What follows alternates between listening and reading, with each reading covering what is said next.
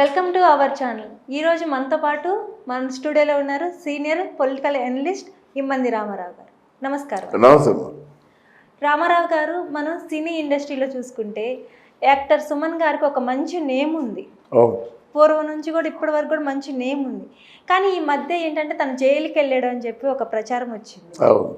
అది ఎంతవరకు కరెక్ట్ అంటారు? అట్లా జైలుకి వెళ్ళటానికి కారణం ఏదైనా ఉంది అంటారా? అది ఒక దురదృష్టకరమైనటువంటి సంఘటన అమ్మ. సుమను సినిమాలు బ్రహ్మాండంగా ఆడుతున్నాయి. సుమనుని ప్లేబాయ్ అంటే రొమాంటిక్ హీరోగా చూశారు, యాక్షన్ పార్టీ చేసే హీరోగా చూశారన్నమాట. ఎక్కడ చూసినా సుమను. నేను అంటే ఇప్పుడు సినీ హెరాల్లో పనిచేస్తుండేవాడిని జర్నలిస్ట్గా. ఇలా కాదు, అప్పుడు ప్రొడ్యూసర్లు జర్నలిస్ట్ని ఇన్వైట్ చేసేవారు. అంటే అత్తారింటికి అల్లుడు వెళ్తే ఎంత మర్యాదలు చేస్తారో, జర్నలిస్ట్ వెళ్తే ప్రొడ్యూసర్ క్యాబిన్లో కూర్చోబెట్టి వాళ్ళకి అంటే హీరోలకి ఎట్లాంటి మర్యాదలు చేసేవారు, అట్లాంటి మర్యాదలు చేసేవారు మన జర్నలిస్ట్కి. అప్పుడు ఏవిఎం స్టూడియోకి వస్తే 4 ఫ్లోర్లకి వస్తే 4 ఫ్లోర్లలో కూడా సుమన్ షూటింగ్లు జరిగాయి. అంత బిజీగా ఉండేవాడు అనమాట.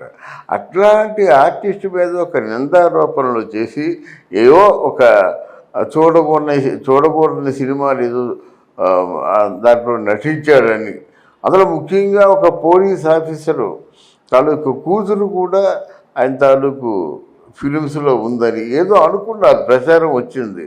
ఆ తర్వాత ఆయన్ని ఒక్కసారి అరెస్ట్ చేసేసరికి ఆయన మీద డిపెండ్ అయినటువంటి ప్రొడ్యూసర్లు అందరూ కూడా చాలా నష్టపోయారు. చాలా ప్రయత్నం చేశారన్నమాట. ఎందుకు అరెస్ట్ చేశారు, ఎవరు కంప్లైంట్ ఇచ్చారు అనే విషయాన్ని బయట తెలియదు. పోలీసులు గోప్యంగా ఉంచారు. సుమన్ గారు అంటే మదరు మంచి ఇంగ్లీష్లో మంచి లెక్చరర్, ఏదో ఒక క్రిస్టియన్ స్కూల్లో ప్రిన్సిపాల్గో ఏదో ఇంగ్లీష్ లెక్చరర్గో పనిచేస్తుందన్నమాట. ఆవిడ లబోదిబో ఒక్కడే కొడుకు. ఆ ఒక్క కొడుకు మంచి రైజింగ్ స్టార్గా ఉన్నప్పుడు ఇప్పుడు ఎలా ఉన్నాడు కానీ మంచి అందగాడు కదా. సుమన్ అంటే మంచి ఎర్రగా ఉండేవాడు, మంచి హెయిర్, మంచి హైటు, మంచి ఫైట్స్, ఇవన్నీ చాలా ప్రత్యేకించి కనిపించేవాడు అన్నమాట. చాలా బాధపడేది ఆవిడ. అయితే అప్పుడు కొంతమంది ఏంటంటే దీంట్లో చిరంజీవి గారు కూడా ఉన్నారు అనే ఒక వార్త, లేదు మన అల్లు అరవింద్ చేశారు అన్న ఒక వార్త, లేదు ఒక పెద్ద హీరో వెనక ఉండి చేయిస్తున్నాడని అని గాలి వార్తలు. కానీ నింద వేయడానికి ఎలా మాట్లాడుతున్నారు కానీ అసలు జరిగింది వేరు. అది జరిగింది ఎవరికీ తెలియదు. అంటే తెలిసినంతవరకు ఏంటంటే సుమన్తో సంబంధాలు అంటే చాలామందితో ఉన్నాయి. అందగాడు ఎవరికి సంబంధం లేకంటే ఉంటుంది. ప్రాక్టికల్గా మాట్లాడితే సుమన్ ఇప్పుడు విజయ్ దేవరకొండ ఉన్నాడు. విజయ్ దేవరకొండని నేను లిప్ లాక్ చేస్తానని ఒకరు అంటున్నారు, ఆయన దాంతో డేటింగ్ చేస్తానని ఇంకోళ్ళు అంటారు. సహజంగా క్రేజ్ ఉన్నప్పుడు అమ్మాయిలు వెంటపడుతుంటారు. అలాగే క్రేజీ ఉన్నటువంటి హీరో వెంట అమ్మాయిలు పడుతున్నప్పుడు మిగతా కాంటెంపరీ హీరోస్ ఏం చేస్తారు, వీళ్ళని ఎలా దొక్కేద్దామని చూస్తారన్నమాట. ఏదైనా సినిమా వచ్చిందంటే సినిమా రిలీజ్ కంటే ముందు ఫ్లాప్ అనే ఒక ప్రచారం తీసుకొస్తారు. అలాంటి ప్రచారాలే తప్ప అందులో నిజాలు లేవు. ఉన్న నిజం ఏమిటంటే ఆయన వయసులో ఆలోచించే శక్తి ఉండదు. ఎవరో వెంటబడ్డారు, పడిన తర్వాత దాన్ని కొంచెం మిస్ఫైర్ చేశారు. సుమన్ని కొంతమంది స్నేహితుల్ని నమ్మడం వల్ల సుమను నష్టపోయాడు అన్నమాట. నష్టపోతే అప్పుడు సుమన్ తాలూకు తల్లి పోట్లాట ఇటు పోరాటం చేసి తది ఎవరైతే దీన్ని మూలకారకులైనటువంటి ఐజీ ఆఫీసర్ ఉన్నాడు, అట్లా ఆ వ్యక్తిని మనసు కరిగేలా చేసి ఆయన కన్విన్స్ చేసుకొని మళ్ళీ ఆ తల్లి పోరాటం చేసి కొడుకుని రప్పించుకుందన్నమాట. ఇది పబ్లిక్గా చెప్పగలను. అయితే చిరంజీవులు, అరవిందులు, ఇంకెవరో వీళ్ళంతా మాత్రం కేవలం ఎవరికి తోచిన విధంగా వాళ్ళు చెప్పడమే కానీ దీంట్లో నిజం లేదు. వాళ్ళు సహజంగా పోటీ ఉంటుందండి. ఈ ప్రొఫెషన్ అలాంటిది.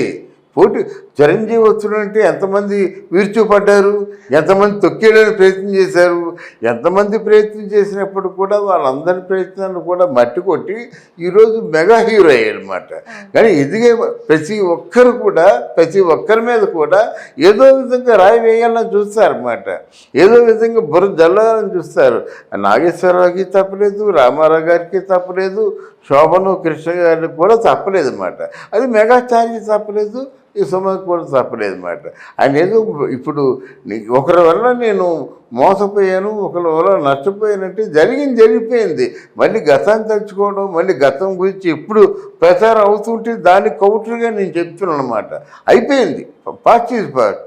ఒకవేళ అట్లా ఆ వ్యక్తులు అంటే పైన ఉదహరించిన వ్యక్తులు కానీ యాక్షన్ తీసుకొని కసిగా కుట్ర పన్ని సుమన్ని జైల్లో పెట్టకపోతే ఈసరికి పెద్ద మెగా హీరో అయ్యేవాడంటే ఎవరు చెప్పొచ్చారు మెగా హీరో అవుతారండి?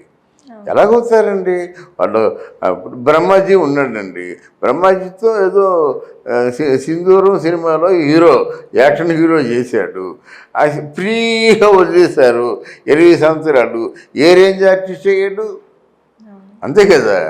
అలా కొంతమంది ఉన్నారు ఫ్రీగా వదిలేసినప్పుడు కూడా వాళ్ళ తాలూకు రేంజ్ ఏదో ఆ రేంజ్ దాటి వెళ్ళలేరు ఎవరు కూడా. అందువల్ల మనం వాళ్ళ గురించి ఇలాగుంటే ఇలాగయ్యేవాళ్ళని నువ్వెవరు చెప్పడానికి ఆయన రాసి పెట్టే ఉంటుంది.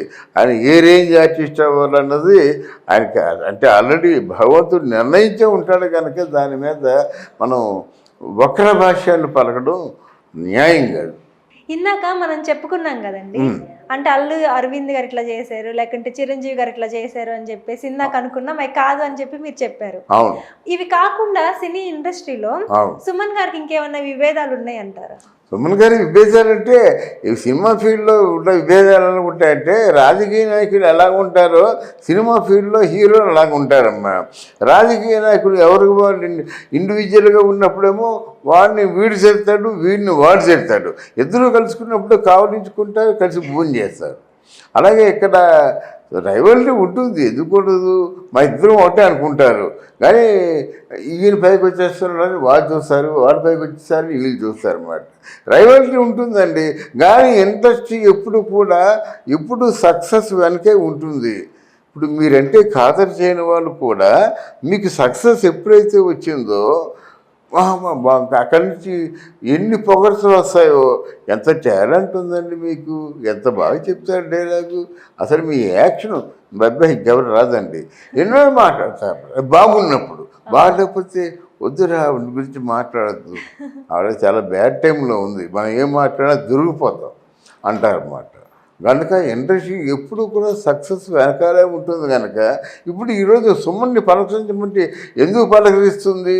ఇప్పుడు భానుచంద్ర ఉన్నాడు, అప్పుడు భానుచంద్ర మంచి యాక్షన్ హీరో. అయితే యాక్షన్ హీరో అయినట్టు ఇప్పుడు ఖాళీగా ఉన్నాడు, యాక్షన్ హీరో కదా భానుచంద్ర రా హీరోగా చేయండి.